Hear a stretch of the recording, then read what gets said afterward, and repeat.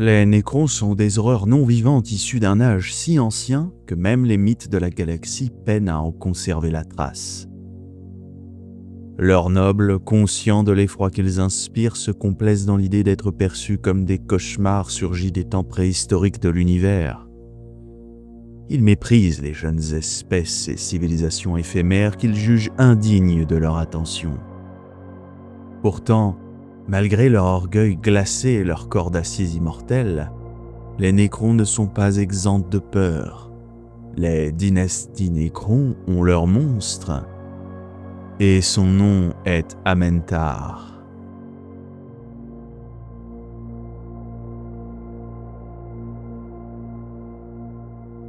Amentar est une aberration, une singularité monstrueuse même parmi les cultes de destructeurs. Certains cryptèques murmurent qu'il fut le premier à sombrer dans la folie annihilatrice et le premier à en contaminer ses semblables. Nul, pas même les plus anciens seigneurs dynastiques, ne sait ce qui déclencha cette déchéance. Les archives sont muettes, effacées ou corrompues, comme si la vérité elle-même refusait d'être consignée. Ce qui demeure, en revanche, c'est l'horreur de son passage.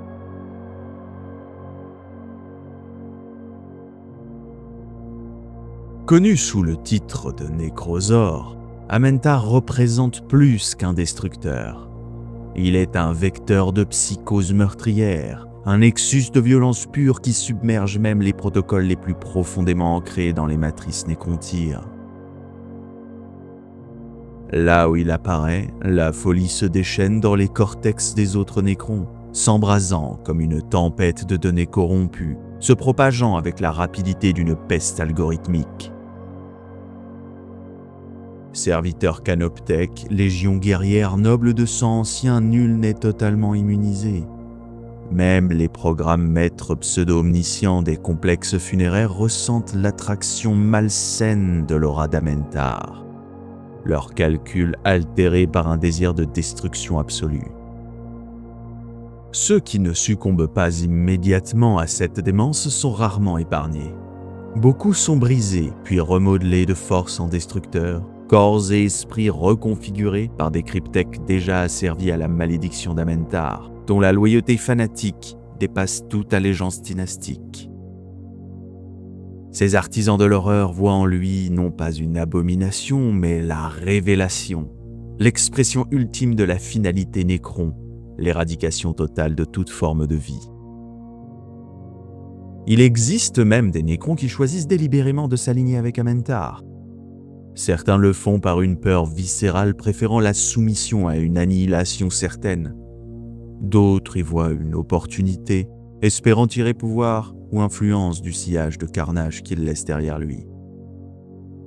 Les plus dangereux sont ceux qui agissent par ruse, peignant l'allégeance tout en cherchant à instrumentaliser la folie d'Amentar à des fins encore plus obscures. Mais tous, sans exception, jouent avec une force qui ne reconnaît ni pacte, ni hiérarchie, seulement la destruction.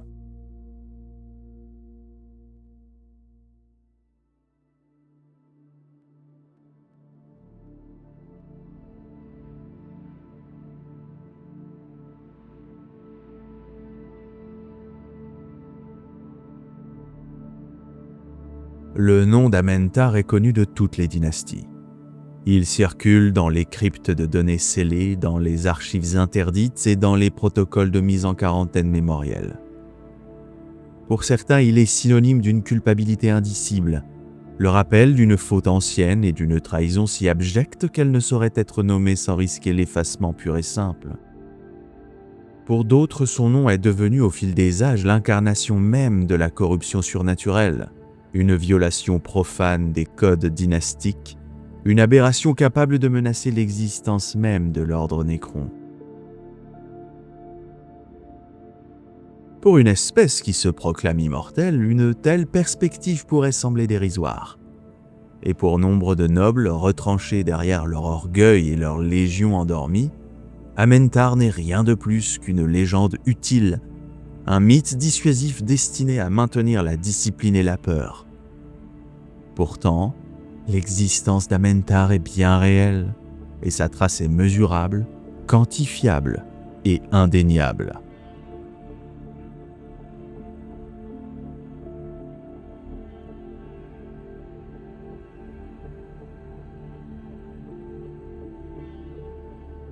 Au cours des derniers cycles astronomiques, la signature du nécrosaure a été détectée dans les régions sud-orientales de la galaxie.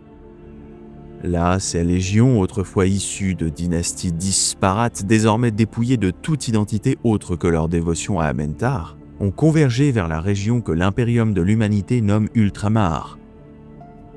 Ce royaume stellaire, bastion de l'ordre impérial, recouvre également un entrelac ancien de mondes tombes nécrons, vestiges d'alliances oubliées et de pactes brisés.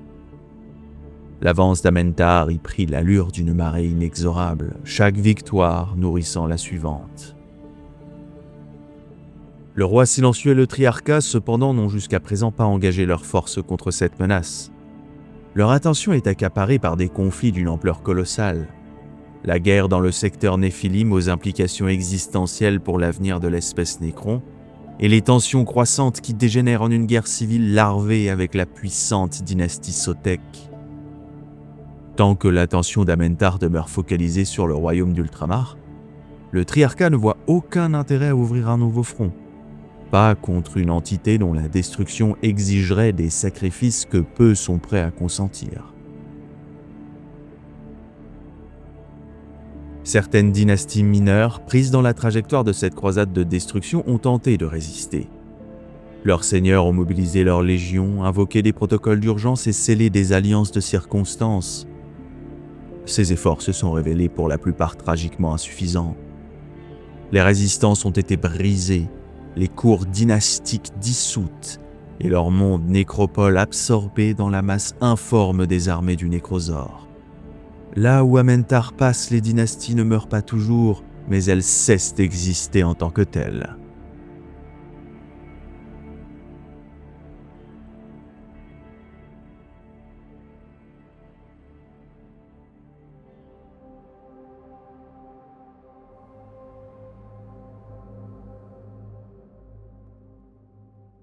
La psychose, l'obsession et les troubles neurologiques ne sont pas des anomalies inconnues des mondes nécropoles.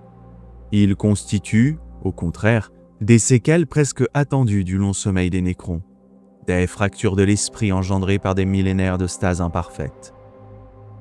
Les dynasties tolèrent nombre de dysfonctionnements mentaux, les classant comme des pertes acceptables ou des désagréments mineurs. Toutefois, certaines folies dépassent le seuil de l'acceptable. Les plus destructrices sont aussi les plus redoutées, car elles menacent non seulement l'ordre dynastique, mais l'existence même de l'autorité nécron. Ce sont celles que les dirigeants s'efforcent d'identifier, de contenir ou d'effacer. La conviction d'Amentar appartient à cette catégorie Oni.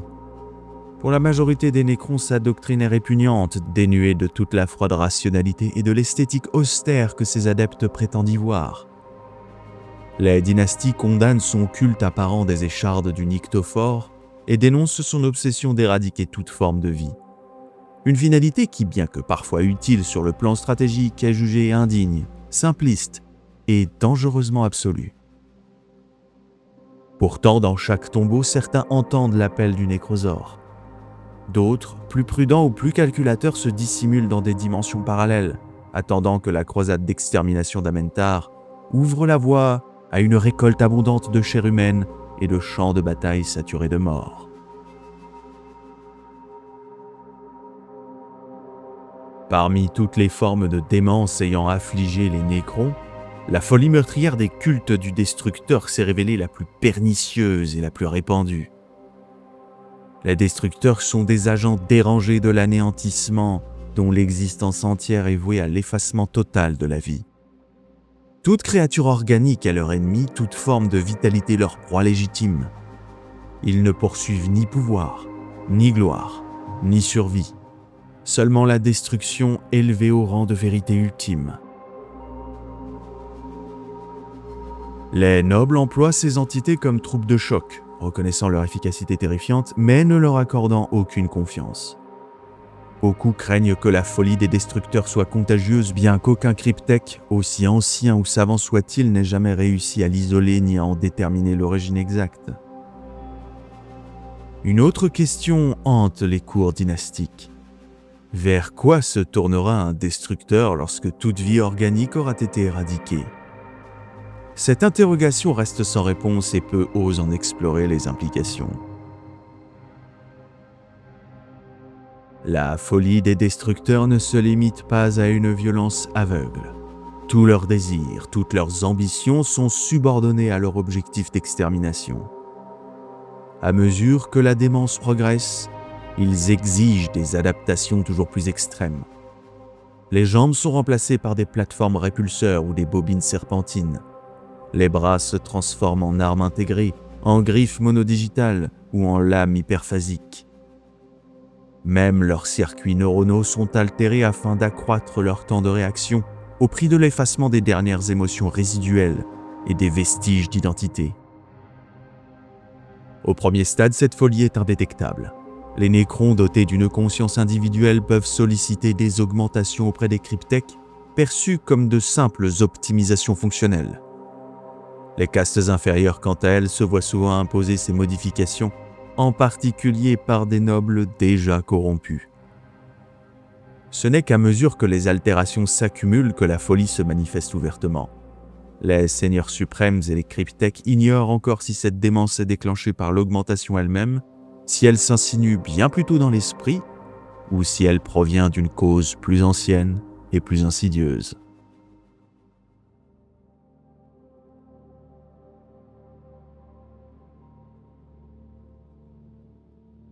La malédiction du dépeceur, elle, est d'une nature différente, plus ancienne, plus mystérieuse, et peut-être plus terrifiante encore. Les dépeceurs sont des créatures charognardes, victimes d'un mal qui, selon les archives nécrontyres, aurait pris racine durant la guerre céleste. Nombre de textes affirment que cette malédiction serait le cadeau d'adieu du Cthulhu Liandugor, le dépeceur. Lorsque les nécrons se retournèrent contre lui, il ne fut pas seulement brisé, mais fragmenté en particules quantiques, chacune porteuse d'une parcelle infinitésimale de sa haine mourante, transmise à ses traîtres. De nombreux cryptèques contestent cette version, mais un fait demeure. Quelle que soit sa véritable origine, la malédiction est restée latente durant des millénaires. Lorsqu'elle s'est révélée, ceux qu'elle avait déjà contaminés s'étaient dispersés à travers la galaxie, propageant le fléau à leur insu. Un nécron frappé par la malédiction du dépeceur subit une lente érosion de sa santé mentale. Il se complaît dans la ruine sanglante, accumule des trophées macabres faits de peau, de tendons et d'os. Même ceux dont la personnalité avait été presque entièrement effacée lors du biotransfert développent une pulsion irrépressible pour la chair fraîche. Incapable de consommer ce qu'il convoite, le dépeceur s'asperge de sang, obstrue ses articulations de viscères sans jamais en avoir conscience.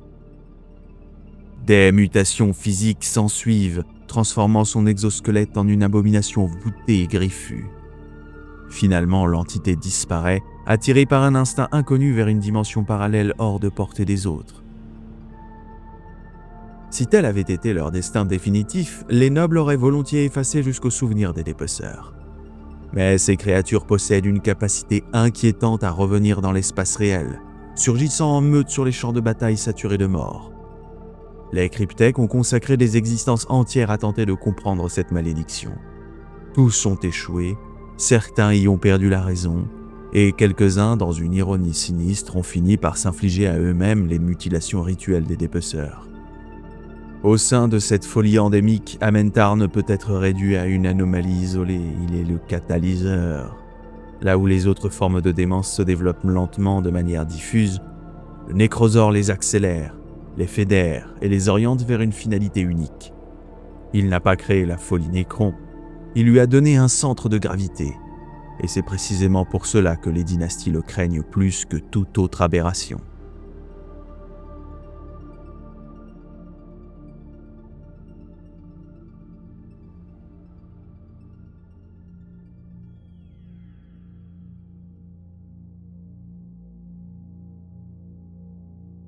Les mondes nécropoles que le nécrosaure parvient à envahir sont inexorablement cooptés par sa vision nihiliste. Durant le temps nécessaire à Amentar pour rassembler de nouvelles forces avant de reprendre sa marche, un monde tombe asservi grouille déjà de Nécrons gagnés par la folie du destructeur. Certains embrassent volontairement ce destin, par crainte du nécrosaure, par fascination ou par soumission calculée. D'autres y sont contraints. Il existe des nécropoles déchues dont le programme maître lui-même semble frappé de corruption, déclenchant des protocoles accélérés de conversion de masse.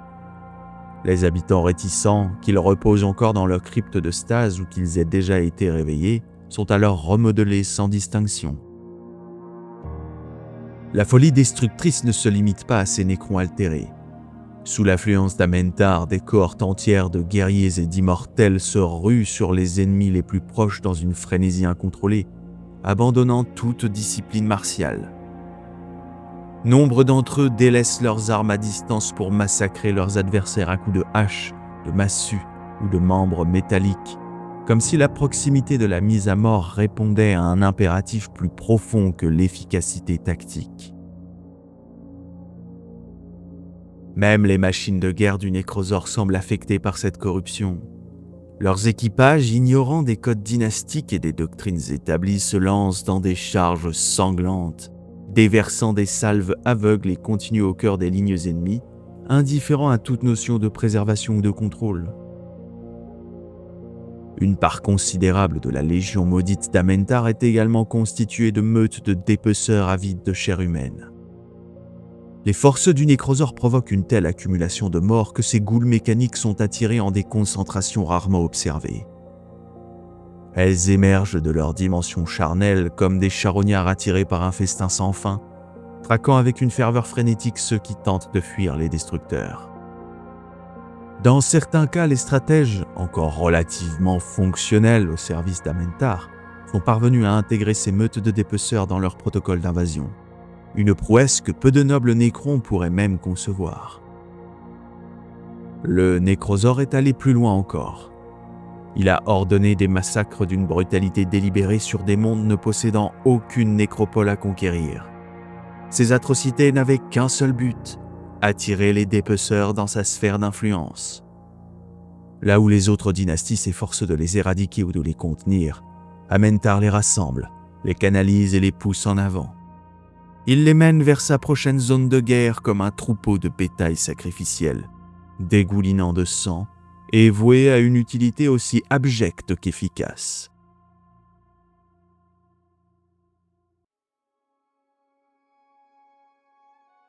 C'est ainsi que s'achève l'illusion d'une galaxie gouvernée par la seule logique des vivants, car il existe des puissances pour lesquelles le temps n'est ni un obstacle ni un refuge, et dont les desseins ne se mesurent pas en générations mais en ère cosmique. Face à elles, la bravoure, la foi ou la fureur ne sont que des réactions éphémères, incapables d'altérer un ordre conçu bien avant l'émergence des civilisations actuelles. Dans l'ombre des étoiles, certains héritages ne cherchent ni justification ni rédemption.